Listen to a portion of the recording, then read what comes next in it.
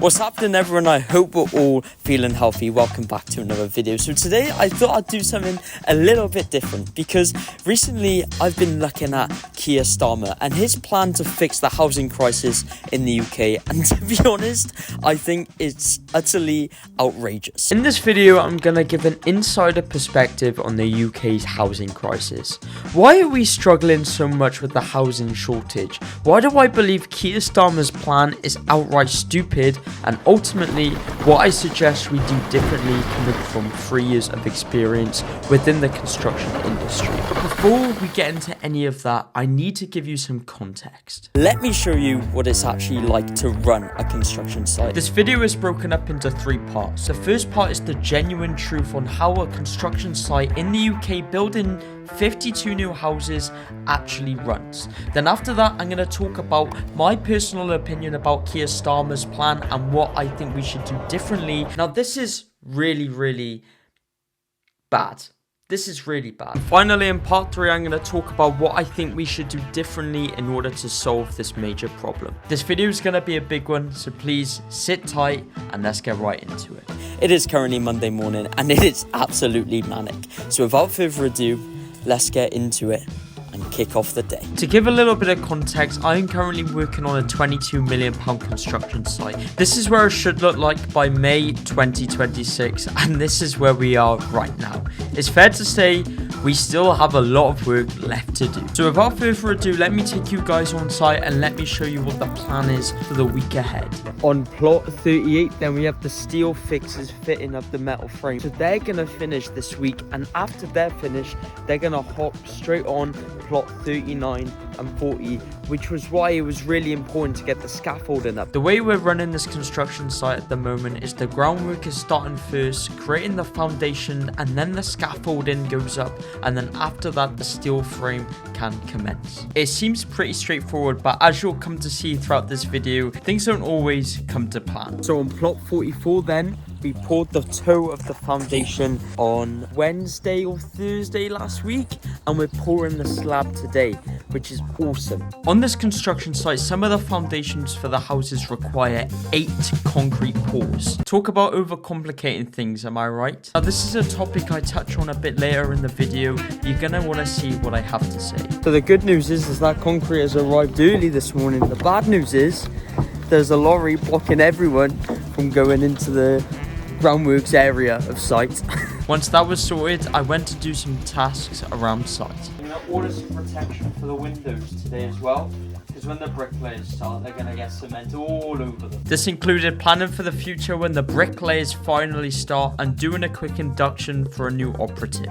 Downstairs we got drying room, toilets, canteen, all cleaned every day. I had some lunch to refuel and then it was right back to it. But before that, I'd like to take this opportunity to ask you all to please, if you like the channel, subscribe, because it helps the channel more than you think, and I can guarantee you that with an extra sub, the channel and the videos get better and better. Now let's get right back to it.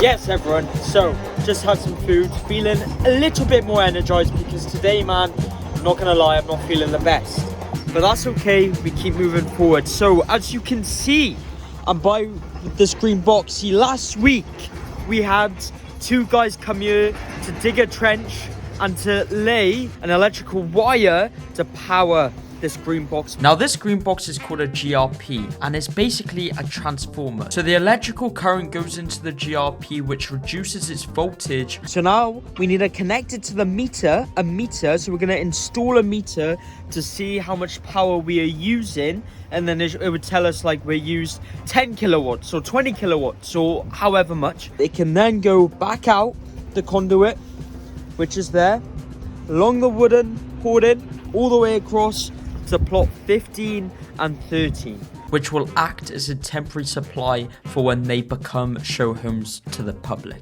And my next job is to book in the guys to install the meter.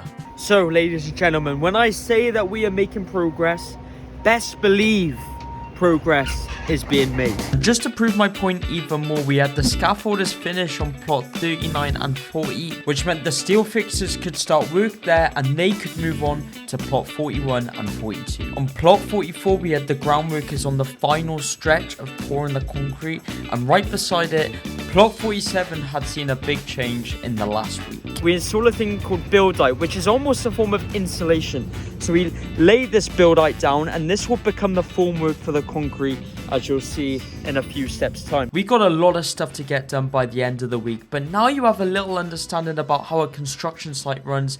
Let me talk about Keir Starmer and his awful plan to rebuild the UK. Yes, people, I hope we're all enjoying the video so far. So like I said at the start, I'm going to break down Keir Starmer's plan, why I think it's utterly stupid, coming from 3 years of experience within the construction industry, and also what I would do differently. So without further ado, let's jump right into it. So first of all, what is the crisis that we have with around the nation? Put simply, we have 1.3 million people on the social homes waiting list. We have a generation locked out of home ownership due to cost, and we have 160,000 homeless children living in temporary accommodation. We need a solution, and this is where Keir Starmer's plan comes into play. So he wants 1.5 million homes to be constructed by 2030. Now, let's just break this down a second, because this blows my mind, right? I'm currently working on a construction site where we're building 52 new houses on Greenland in 2 years. So why is it taking us 2 years to build 50 houses, and why do I think ultimately like Keir Starmer's plan is just outright stupid? Well, we've got a material shortages, which we all know about. We've got poor labour supply, which we all know about.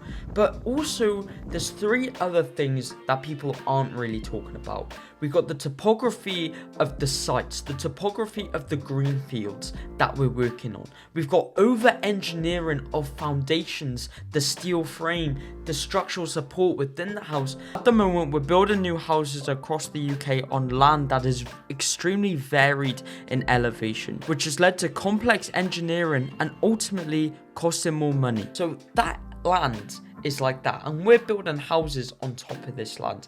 As you can imagine, it's not very practical. And so what that means is you have to spend more money in engineers and structural support and more complex designs and more complex foundations to be built in order to build houses on land that is in shape of a slope.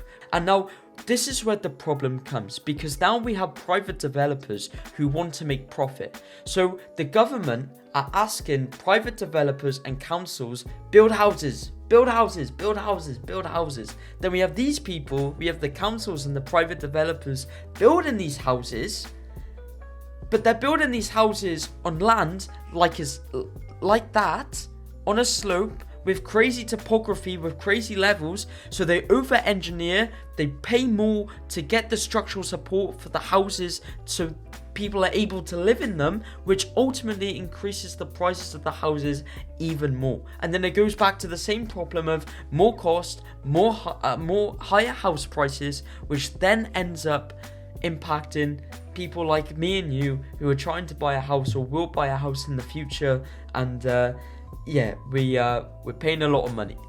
The main problem is that the cost of the homes becomes so high that the normal spender won't buy it, and so councils and private developers are inclined to turn these private houses into social developments because they get funding from the government. So less houses for the general public because there's more houses for social homes, because the councils are inclined to build houses for social homes because they're guaranteed to get funding from the government, whereas if they build private homes, they're not guaranteed because they're waiting for a member of the public to buy one of these houses, which is uncertain considering the cost of these houses if they want to make profit. If you're spending 300k to build a house, you want to sell it for 350 to make profit, but people aren't willing to pay that, so they turn them into social homes, then they get funding from the government, which ultimately guarantees that they have an income.